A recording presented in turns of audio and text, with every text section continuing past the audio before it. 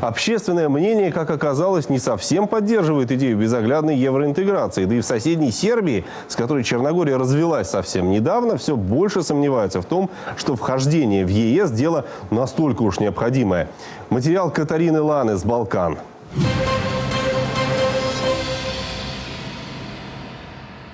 Долгая дорога в Евросоюз двух балканских стран, Черногории и Сербии, превратилась в буксование на распутье. Плюсов от вступления в единую Европу с каждым годом становится все меньше, но балканские элиты не отступают с выбранного пути. Первым лопнуло терпение у черногорцев. Вопрос о членстве страны в НАТО решается буквально на днях. Вот уже несколько дней курортная Подгорица не спит.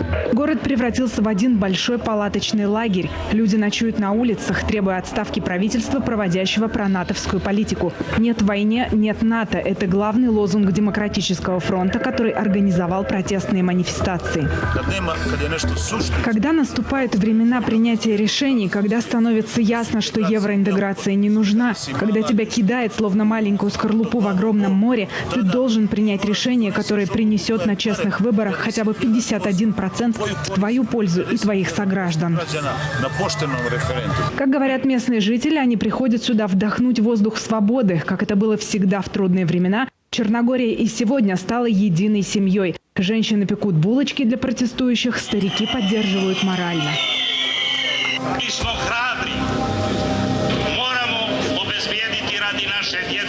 Проект закона о деятельности религиозных общин стал последней каплей. Власть решила сама назначать наместников и распоряжаться церковным имуществом по своему усмотрению и, по сути, отделила митрополию Черногорско-Приморскую от Белградской патриархии, ставя таким образом церковь в подконтрольное государству положение. Европа, которую мы создали, имя которой дали наши братья эллины, не та, в которую мы сейчас летим, как безглавые мухи.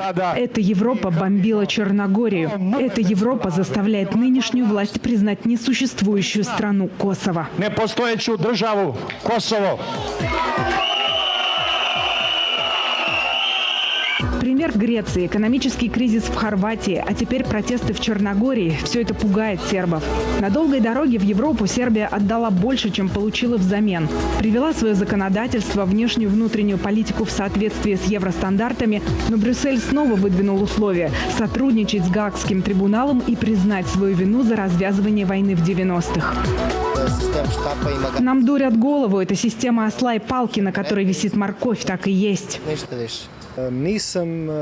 Я не сторонник членства в ЕС, потому что нам слишком много ставят условий. У них двойные стандарты. От нас требуют больше, чем от других стран-кандидаток. Я противник вхождения в ЕС под такими условиями. А ситуация с мигрантами ясно показала, что все не так, как они нам рассказывают. Где их открытые границы? Венгры стену построили, отгородились от мигрантов.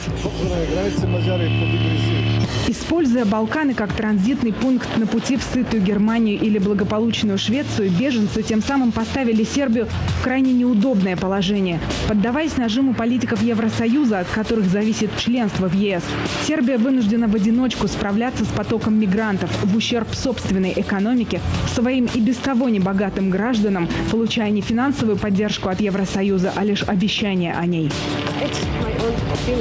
Я не эксперт, но думаю, что у Евросоюза нет перспективы. Посмотрите, среди всех стран Евросоюза благополучно живут только 3-4. Остальные в глубоком кризисе. И меня возмущает мигрантская политика Евросоюза. Остановите эмбарго, прекратите санкции, отстройте разрушенные города, и все вернутся домой. Социальные опросы в последнее время подтверждают раскол в сербском обществе. Ежегодное исследование «Политический барометр» показывает, на горизонте туманно, перспективы неясны, назревает грозовой фронт. Недавно мы исследовали мнение общества о вхождении Сербии в состав Евросоюза. Людей, которые за Евросоюз, все меньше. 10 лет назад за Евросоюз было около 70%. Сейчас всего 42%. Люди устали ждать. Они не видят никаких бонусов от вступления в Евросоюз. Ни политических, ни экономических. Кризис, который терзает Евросоюз, ведет к тому, что, скорее всего, под синие с золотыми звездами знамена в ближайшее время принимать никого не будут. Слишком много своих проблем, чтобы взваливать на себя еще и чужие. Я люблю Сербию и хочу жить здесь. Если все уедут, кто же наладит здесь жизнь? Я не вижу перспективы в Евросоюзе. Наоборот, она меня пугает, и мне совсем не близок принцип наднациональности, который лежит в основе Евросоюза. Может, какие-то народы это устраивает, а нам, сербам, есть что терять и есть что беречь. Život uopšte ne može da se uklopi u to. Общий европейский дом для государств, где нет границы. Все общее отсюда, из Сербии, в свете последних событий кажется ловушкой, в которую европейские политики загоняют сербов как овец на заклание. Катарина Лан и медиацентр «Русский экспресс» специально для международного обозрения «Сербия».